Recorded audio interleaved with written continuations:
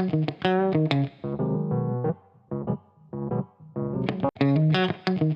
this is Prachi.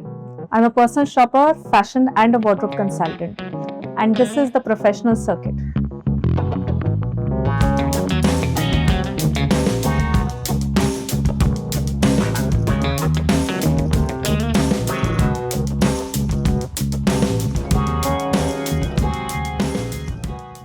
Hi, Prachi. Hello. It's a pleasure to have you on our show, The Professional Circuit. Okay, firstly, thank you for having me. I'm so excited for this whole chat that you wanted to have. And so I'll quickly begin with asking you the first question, and that is, what does a personal shopper do? So, a personal shopper shops for you, plans your shopping day, makes sure that your shopping day is fun. So, what are the different occasions a personal shopper provides, services for to their clients, say from daily wears to occasions or some specific event? Okay, so you're going to be absolutely surprised with the kind of occasions which come up. Sometimes people feel or people assume that shopping is done only because there is a wedding coming up or maybe there is a big event. Not necessarily. I have shopped for funeral looks. I have shopped because someone wanted to change their nightwear.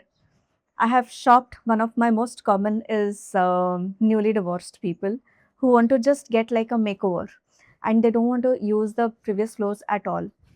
I have shopped for new moms, new moms who don't feel confident anymore. Then I have shopped for um, a girl because her father felt that she is only wearing just basic t-shirt and jeans and he wanted her to look a little better and dress up and go out and party. So the reasons are endless. The reasons are absolutely endless. They are bizarre at times. For I had this one interesting client where the client said that she had gone through a major surgery, and after that surgery the medication that she took, she had put on some 30 to 40 kgs. She is a cancer survivor and she said that I cannot relate to this body at all, so we shopped for her. Another client, we shopped because it was her birthday and just wanted to make that day special. We shopped and we did like a full day of shoot for that client, and the client was a transgender. So it was a gift from her sisters to her. That's so nice. This is so much like not just a therapy, but a complete change in your own personality, look. Yeah, absolutely. It's an emotional process. It is never just about adding clothes into your wardrobe. Everyone knows where to shop. Everyone knows what are the shops, what are the brands, what is going to look on them, but they want an experience. Okay, why we go to get a pedicure or a manicure, even when you know how to take care of your nails at home, is because you want an experience. You go to a salon, you get your hair done because you want an experience. So now sensory experiences are the kind of professions which are picking up much more. Even if online shopping exists, the reason why people enjoy going out and shopping is because while shopping, you're going to different coffee shops, you're sitting down, you're seeing people around, you're interacting with people. And post lockdown, because of extreme isolation, people want these experiences. They want to go out, they want to at least see people around. They want to touch fabrics, they want to try it themselves, they want someone to talk to them while they're trying it. So these experiences, they matter a lot. They do, they do. Especially now that when I think that now that I do a lot of online shopping, I miss that. You do. Yes, I do. Right. You are just so spot on. Like, because earlier I used to go with my friends and yeah, touching the fabric, checking, and then, Exactly. in the changing room, you and your friend, like, this is better. No, that is better. No, this is nicer. You look prettier. I mean, that I can't do by ordering some clothes at home, that Exactly. See, that is the thing. So, what happens is shopping day is never just a shopping day. You always have your coffee shop planned. You have maybe a movie planned. You maybe have like a salon or maybe a massage or maybe a date after that. Anything but shopping day is never shopping day. And that is what makes it fun. Right, absolutely. I think I'm missing shopping. I want to go for some shopping. Exactly. Let's go shopping together. Yeah. How do you balance personal style with cultural expectations during wedding styling? So, when there are weddings which happen, it's never just the bride or the groom who's come out shopping. It could be the whole family. It can even be the in-laws. And there is a lot of lot happening. There's a lot of drama happening. Okay. During that time, I have to be very, very, very sensitive towards everyone's feelings. Let it be the in-laws maybe pushing something because they want their daughter-in-law to look a certain way. Let it be a fiance who's pushing something. I will always look at the person that I'm dressing up, the way their eyes light up, the way they get a smile on their face when they wear something. The moment I see that smile and the moment I say that, oh, I like that smile, everyone notices it and then they feel the difference that yes, this person is happier. And everyone wants to see that person happy, right? Tell me the number of times you've danced alone in a changing room because you're like, oh my God, I look great. Right? That happens. So the moment I see that smile, I just capture it. And so then, and when it comes to cultural things, um, I enjoy culture. I feel that every culture has something so beautiful with it. So if you understand why that culture wants to preserve something, I think I would want to be a part of it too. I like that. I like that sometimes someone is like, no, for a for the wedding it has to be a green sari, okay. And sometimes maybe the bride is like, or the bride to be is like, no, but I wanted to wear something else. So then I try to understand the history of it. Why are they saying green? And then I'll tell her that, hey, you know what? This is why they're saying green, but it's your call. And most times, when they understand where that culture came from, what is the origin of it, they also want to be a part of it. Because everyone wants to look timeless, right? How can one become a personal shopper, and what are the skills needed to become a personal shopper? Okay, so in terms of skills, if you remember in olden days, whenever there used to be a wedding or something like that, there used to be that one over enthusiastic bua or the masi who would want to shop for everyone.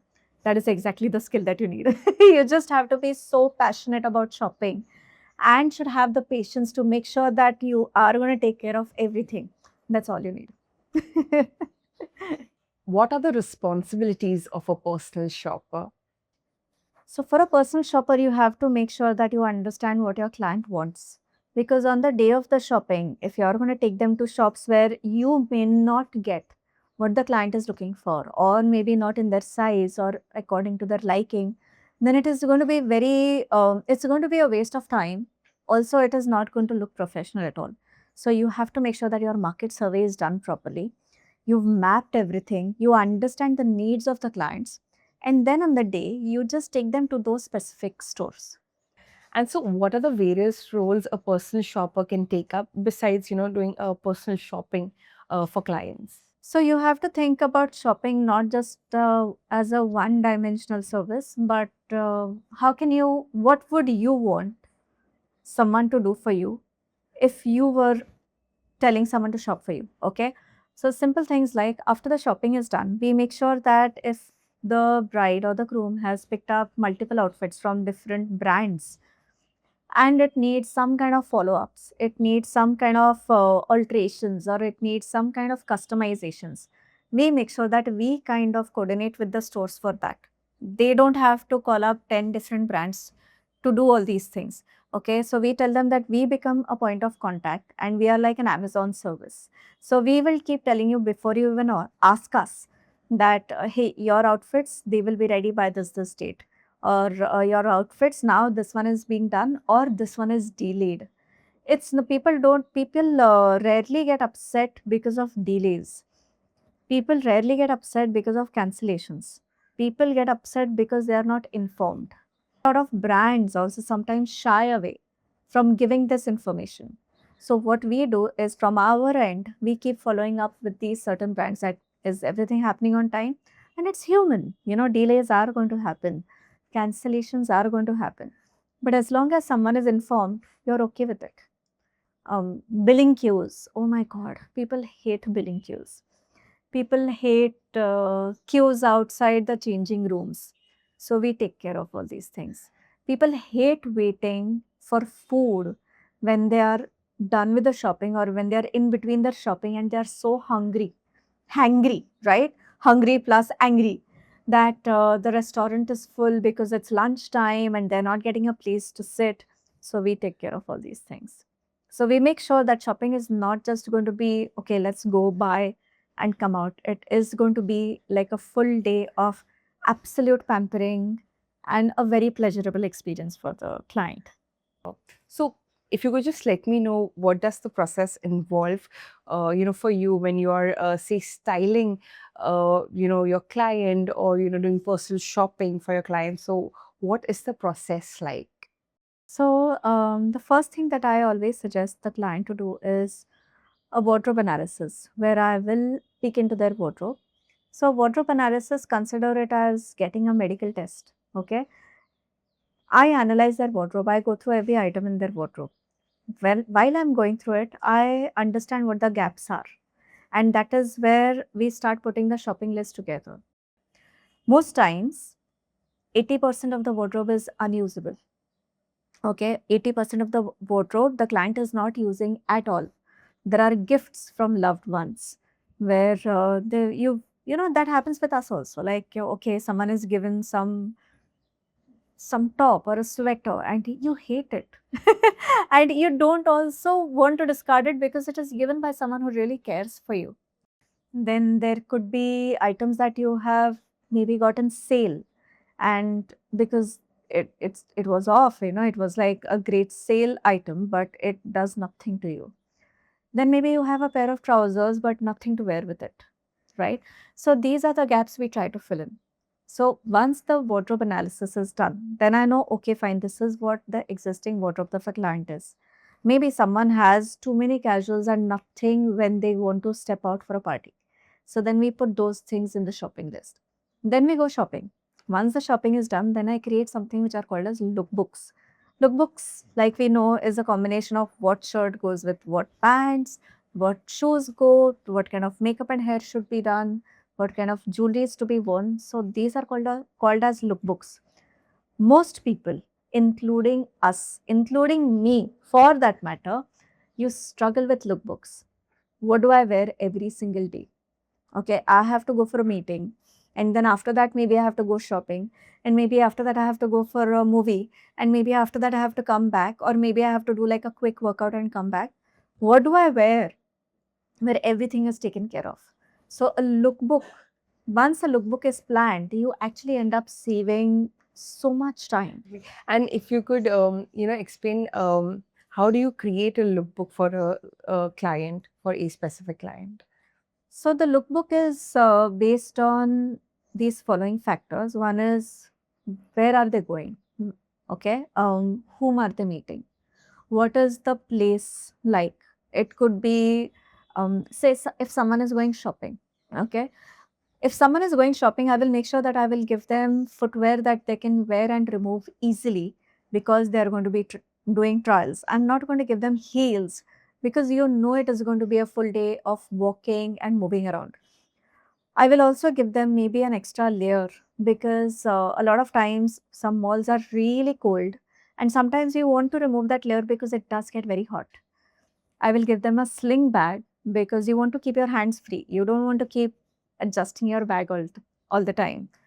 I'll give them maybe a pair of sunglasses because they're going from shop to shop. So these are the things that we consider. Just practical things, what you would consider when you dress up are the things that I consider when I'm putting the lookbook together for a certain client. Now there are clients who give me a schedule that okay, I'm traveling to London from this date to that date. So instead of them doing any kind of research work, I will go and check what the temperature of London or that certain city is going to be during that time. And then I put it, okay, fine. Day one, it will be approximately like this. Maybe there could be rain. So we will give the lookbook accordingly. How can personal shoppers provide online or e-commerce services? So online services, I don't know about others. I can just tell you about myself.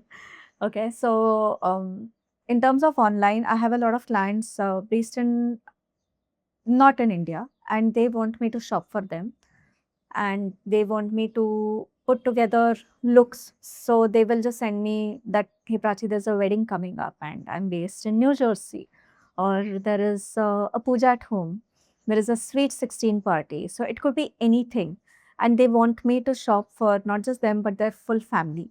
So they just send me their measurements, and they say that okay, fine, for this wedding they have a theme of maybe all pinks or yellows for the haldi.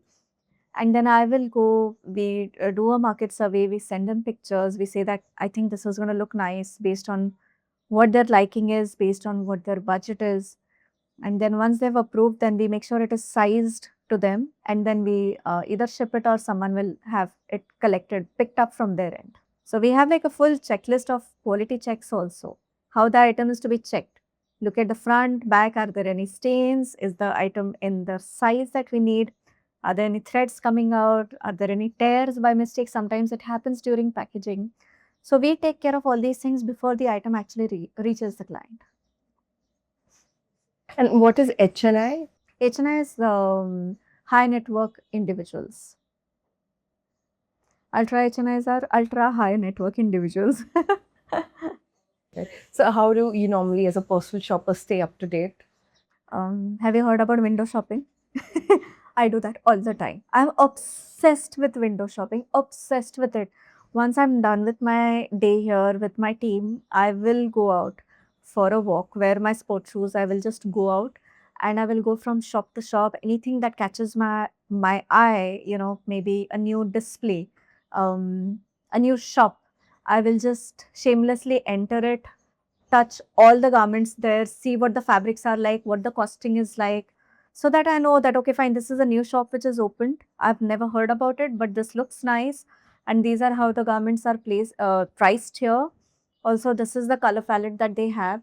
So when my team members, they actually go out, I just tell them that, okay, fine, go to this shop, go straight inside the shop, go to the left rack, and over there, you will find this item. Also, it's during this market survey that I get to talk to different brands, different people.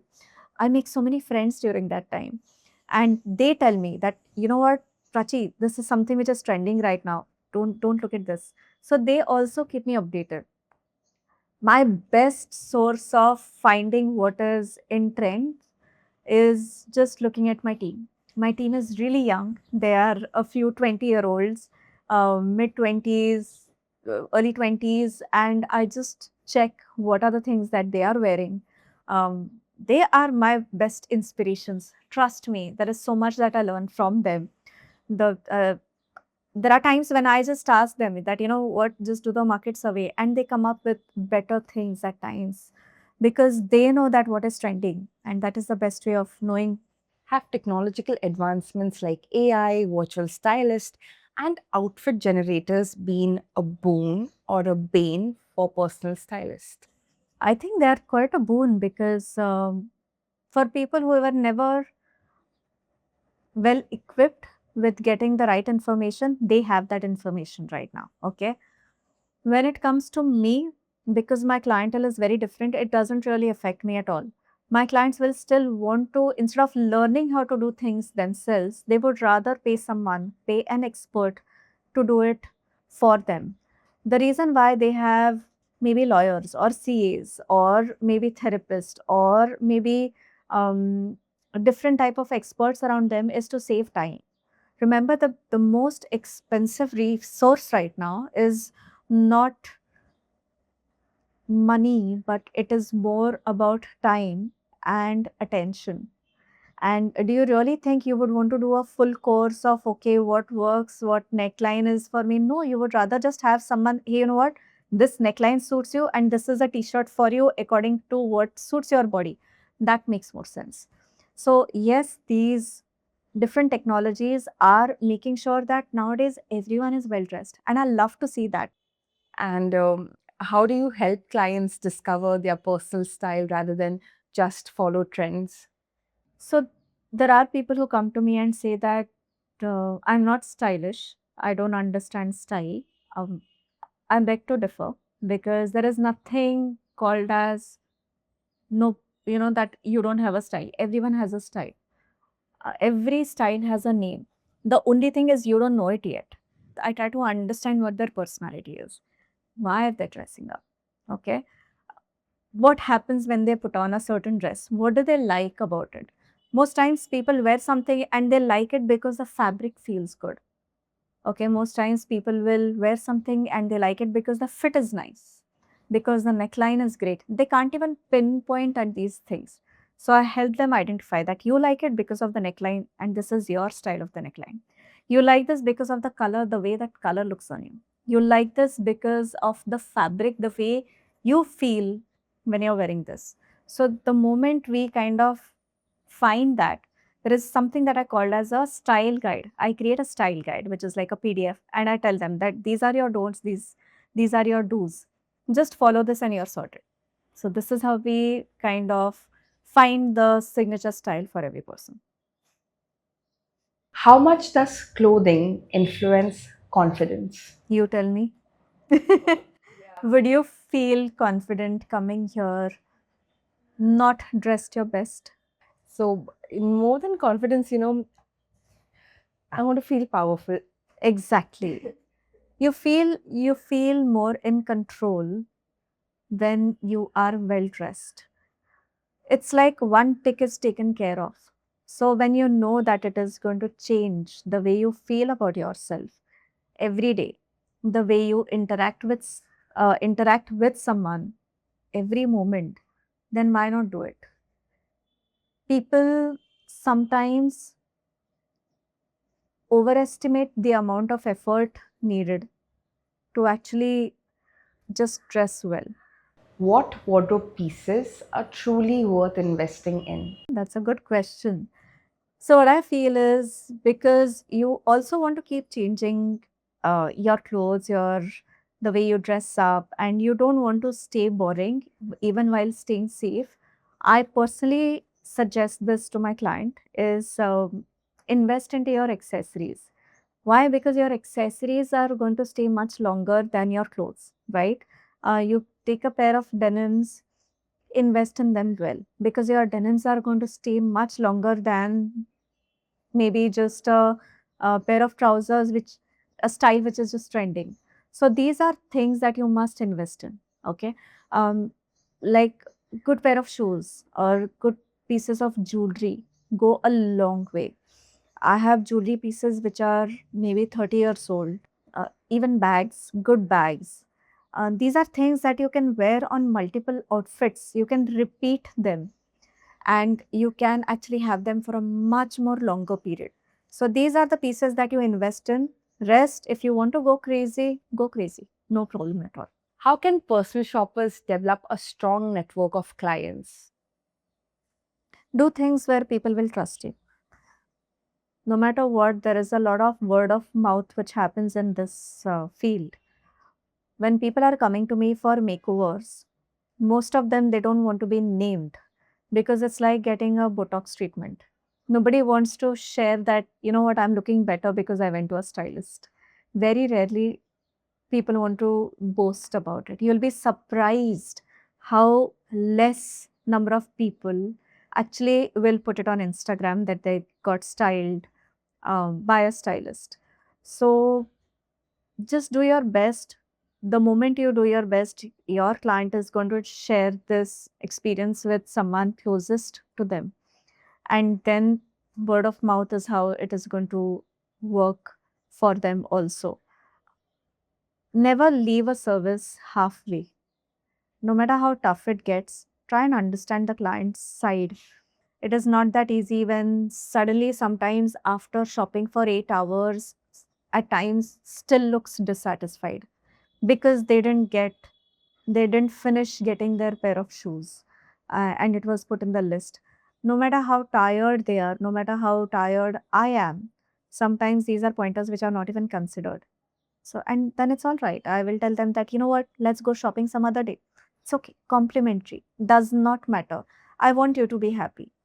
The moment your client knows that they are being taken care of, that they are being pampered, they are going to tell everyone around.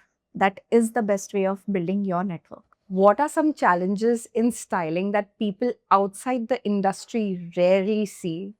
It could be unavailability of a certain size while when the client has already finished shopping, something not fitting correctly.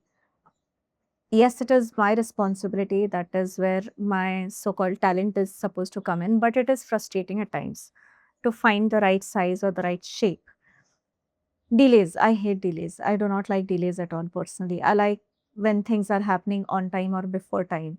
It makes me feel very much in control of everything. So, when there are delays which are happening because of it could be anything, it could be a public holiday or it could be because whatever the reasons, and you cannot dismiss them, they are going to be a part of life, but they upset me a lot.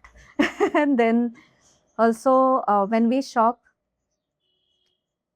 it does get exhausting at times, but to keep a smiling face throughout the day, uh, just keeping my social energy up, it is to hold those um, really heavy bags and still have a smile on your face and keep walking. There are times when I'm doing like 20,000 steps in a day because we are shopping. And shoe bites. Oh my God, shoe bites are so bad and you can do nothing. There are times when we get so hungry, we are so dehydrated. We just want to have some water, and you don't even get a chance to have water. There are times when clients will skip lunch because they want to make the most of the service or the day. And even if I'm hungry, I will just have to skip it too. So I'll make sure that my team will go eat and come back, and we are just there.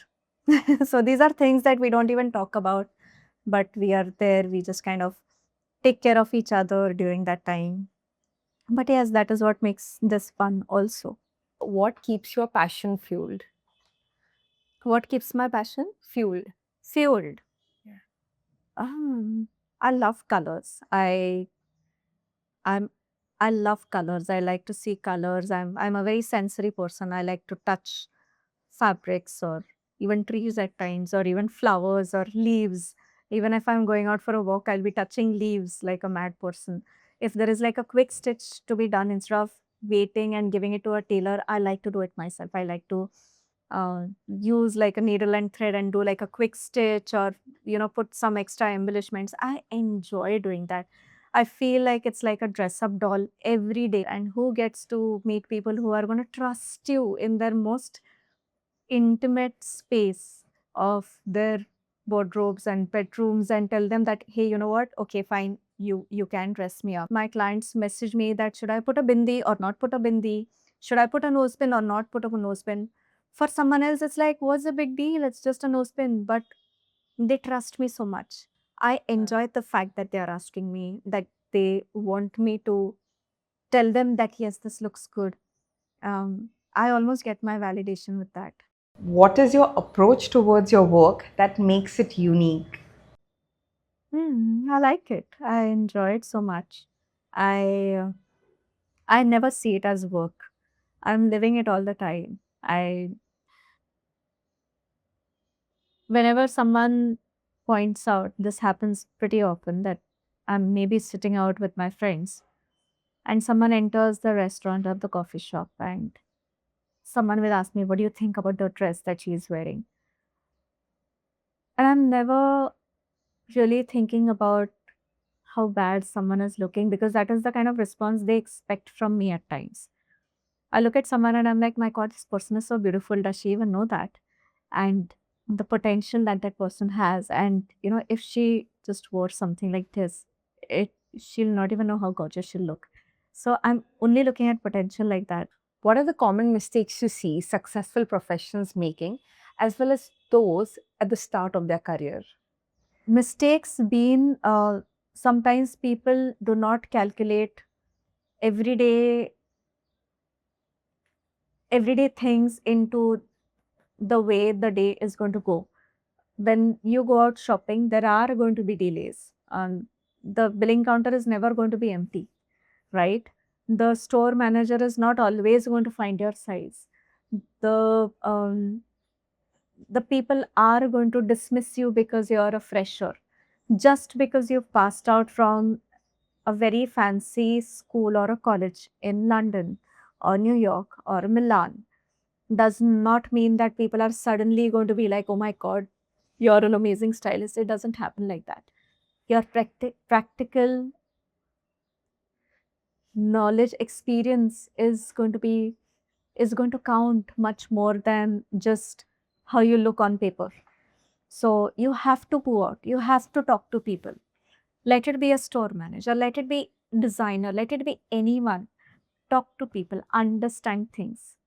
And these are the mistakes that I see people make when they, like I mentioned, when they remove the humanness out of the work. Can you share an overwhelming incident that is stuck with you? Probably something that you were doing, something that you learned in this profession, or something that you were not prepared for, something that you didn't study about. What we do as a team is after every project, we all sit down and we actually make a list of what went wrong. We love doing that. I'm like, okay, tell me the problems that you faced. Because every time we identify the problem is half solved, you know. Till the time you are not able to identify what went wrong, how are you going to find a solution for it? Every time there is a problem, we put it in our checklist that, okay, fine. And I say that just say it, okay, what went wrong? After every project, we're like, okay, what according to you went wrong? Let it be an intern, let it be someone who is not even a stylist but a part of the team. They ask everyone, and they might have the weirdest of things to say. Like one of the time, one of the team members said that, ma'am, while you were doing the trials with the client inside, we were outside waiting and we didn't even know what was the next step to take. If before the next assignment, you just give us a quick brief about what are we supposed to do and not wait for your approval, it will just make us go faster. I was like, okay, great point. So then that's when we started doing like a debriefing. Then the other time, one of the studies said that, ma'am, I was very hungry because after we reached, we didn't get time to eat. So then we make sure that while we are prepping up, the food has arrived before that time so that people can take turns and they can finish eating. I always make sure that I like to make sure, at least try my best, that my team has eaten well, because if they've not, I know that the energy is going to go down a lot. How did your training and international exposure shape your approach to styling? So I did my personal shopping from Milan, and I was very excited. I was like, oh my God, when I go back, I'm going to be like the best stylist in India. You studied there? I did my personal shopping in Milan. Yes, I did a course from there. Though it was a very short course, but I was so excited and I was like so full of myself when I came back that, okay, suddenly, my value is just going to increase so much that, people are going to be like, oh, she's from Milan and all that stuff. Nothing like that happened. Then, reality just strikes and you realize that the kind of shopping experience that you have in Milan, you cannot recreate it in India. So then I realized that it is not just about what I learned, but where I learned, it's how I translate it into for this country, for Mumbai or for India. And then I was like, okay, what makes it difficult for people to shop here? And those are the problems that I started solving rather than concentrating on the styling part of it. Especially styling is not something that can be taught. It has to be learned. It has to be experience that you do. You put together things, you are going to go wrong. And it's okay. And you do it, and you do it like 100 times, and you do it 1,000 times. And I've had bad experiences. I've put a sari wrong on a shoot and I've been dismissed for it. And then I've just called, like, I've just got a mannequin and have practiced putting a sari alone on the mannequin for hours while I was crying because I felt so humiliated on the shoot. So, but that helped me get so much better with my styling, or, me just trying different things. I never shut myself that, okay, fine, this is something that I'm not appreciated for, so I will not do it. Then I would want to learn. I get my ego gets hurt that what part of it is so difficult for me. I want to learn it. I want to learn it. And every time I have done that, every time I have tried to learn what has gone wrong, it has only made me better. How can one become a personal shopper, and what are the courses you recommend for students who want to get into this profession? Also, can you recommend any institutes? So, more than where you learn, how you learn and how you put it into application is the art that you have to be. In terms of where can they do the course, they can do it anywhere. I have not done a single styling course. I when I moved to Mumbai, I moved to Mumbai 16 years back. I did not know a single shop, no contacts. I would just enter shops and I would just ask them, "Aap kapde doge? Can you please give me clothes for a shoot?" And they would be like, get lost, you know. And it's okay. I've been rejected more times than I've been successful, but that's all right. I never saw. I just it's just a funny story right now. It's always fun when it's over. But like let it be like I would just tell them that I'll pay you full for the clothes, and I will return back whatever that I'm not using. You charge me a rent. If something is damaged, charge me for it. That's okay. And that is how I made my own network of people. Right from store owners. That time you did not have these Zara's and H&M where you could just return back clothes. So I just randomly approached. I never got a chance to assist anyone. So that's when I came up with this program of intern with Prachi. It's been happening since almost 10 years now. So I have interns who come over here. They do a 3-month internship with me for styling. They learn everything. I also have mentorship where you learn about the business aspect of what I'm doing, how I'm talking to clients. So, yes, internships are a great way of getting into the field, even if you have the background of fashion or not. So, if not the institutes, so should somebody wants to get into personal styling or wardrobe consulting, should they get a online course done? Not at all. Not at all. Like I have been very specific. It's a very sensory field. So, what you see uh, is not always how a garment is going to turn out when it reaches home or when you actually want it delivered, right? So, till the time you do not try, touch the fabric, till the time you do not see it on your client, it's never the right item for your client. I have done advertising styling, and one of the part of advertising styling is catalog styling, okay, catalog shoots, where what they do is they just give us like a bulk of clothes and you just keep shooting these clothes. Like it could be like 150 changes a day or something like that, and that is for e-commerce, right? Our job as a stylist is if the outfit is ready, if the model is good looking, why would you need a stylist? I'll tell you why you need a stylist: to make any garment look nice. So it's during the shoots that we clamp the outfits. We have tailors out there, there are dressmen, they will crop it, they will tuck it to make sure that the models look great. There is a makeup artist, hairstylist, all these things. There is so much of editing which happens. So I know how much goes into making every item look great. But that is not the reality of that item at all. So till the time you have not tried it, never ever ever buy anything. And you'll never become a good stylist if you're not going out, touching fabrics, seeing the fall of a fabric, seeing the transparency of a fabric, understanding the difference in the quality of clothes, of fabrics, and then styling it. And how much can one earn in this profession in the start of their career? And, adding years of experience, how much can they earn or how much can they make later? Go out, reach out to people through celebrities, through or influencers through Instagram. Tell them that, hey, I want to style you. I like the way you did this and I want to style you. Let them come to you, style them, build your portfolio. Once you know that you have an impressive portfolio, then you can start charging. So that number is completely up to you. That number is going to be based on how creative you are, how good your communication is. There is no certain number to. It's okay to charge less at times when you don't have work.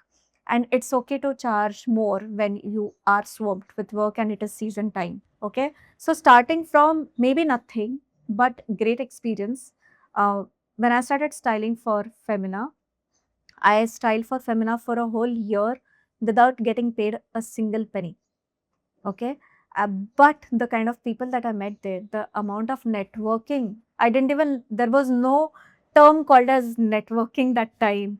And yet I networked with so many people, and these photographers, they started calling me for different type of shoots.